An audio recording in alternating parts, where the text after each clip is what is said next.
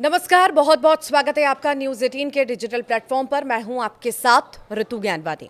भारत में कोरोना ने एक बार फिर से पैर पसारना शुरू कर दिए हैं। इसके नए वेरिएंट से अब तक 1000 से ज़्यादा लोग पॉजिटिव पाए गए हैं और ये सिलसिला लगातार जारी है। भारत के अलग अलग राज्यों से रोजाना कई मामले सामने आ रहे हैं, तो वहीं कुछ लोगों की मौत की भी खबर सामने आई है। इसे देखते हुए केंद्र सरकार की तरफ से तमाम तरह की सावधानियां बरती जा रही हैं। साथ ही राज्यों को भी निर्देश दिए जा रहे हैं। स्वास्थ्य मंत्रालय ने आज कोविड के जो ताज़ा आंकड़े जारी किए हैं, उनके मुताबिक भारत में कोरोना के टोटल एक्टिव केस 1009 पहुंच चुके हैं, जिनमें से 752 केस ऐसे हैं जिनकी पुष्टि पिछले एक हफ्ते के दौरान हुई।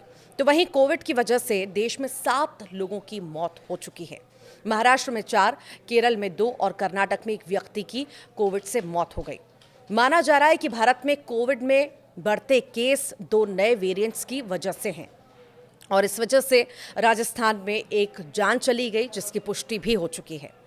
और अगर हम वेरिएंट्स का जिक्र करें, जिनका नाम है NB 1.8.1 और LF.7, विश्व स्वास्थ्य संगठन ने इन दोनों वेरिएंट्स को वेरिएंट्स अंडर मॉनिटरिंग यानी निगरानी वाले वेरिएंट्स की कैटेगरी में रखा है। इन्हें अभी वेरिएंट्स ऑफ कंसर्न या वेरिएंट्स ऑफ इंटरेस्ट के रूप में नहीं बांटा गया है। इसलिए फिलहाल कोविड के बढ़ते मामलों को लेकर डरने की जरूरत नहीं है, लेकिन हर किसी को सतर्क रहना जरूरी है। इसीलिए डॉक्टर्स का भी कहना है कि कोविड को लेकर देश में लोग जो सावधानियां पहले बरतते थे, जैसे मास्क पहनना, हाथों को साबुन से धोना और भीड़ भाड़ वाली जगहों पर जाने से कहीं ना कहीं बचना, उनका पालन अब शुरू कर देना चाहिए।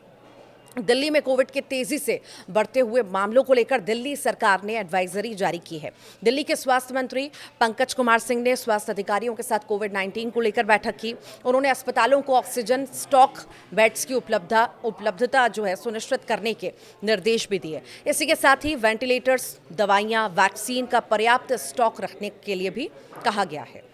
इधर मध्य प्रदेश में भी कोरोना के मामलों में तेजी देखने को मिल रही है, जहां इंदौर और उज्जैन से कोविड के केस सामने आए हैं। बीते 3 दिनों में इंदौर से 6 कोरोना पॉजिटिव केस आए हैं, जिनमें से 5 इंदौर के रहने वाले थे।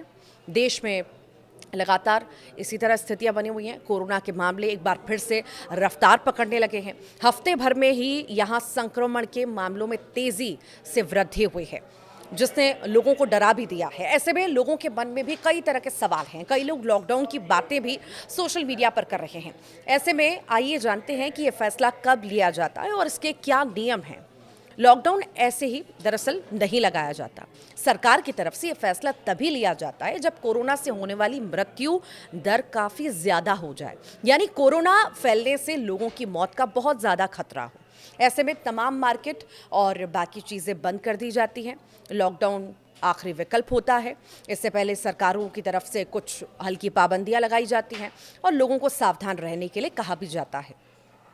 पैनिक होने की ज़रूरत नहीं है। कोरोना की पहली और दूसरी वेव में दुनिया भर में तबाही मची तो थी, जिसके बाद सब कुछ बंद करना पड़ा था और इसका सरकारों को नुकसान भी झेलना पड़ा। हालांकि अब लोगों ने कोरोना के वैक्सीन लगवाई है, साथ ही बूस्टर डोज भी लिया है, इसलिए कोरोना के वेरिएंट इतने घातक नहीं हैं। कुल मिलाकर लॉकडाउन जैसी स्थिति फिलहाल नहीं होने वाली है। ऐसे में आपको पैनिक होने की बिल्कुल भी ज़रूरत नहीं है। आपको खुद से कोरोना प्रोटोकॉल फॉलो करना है और आप इस वायरस से सुरक्षित रहेंगे।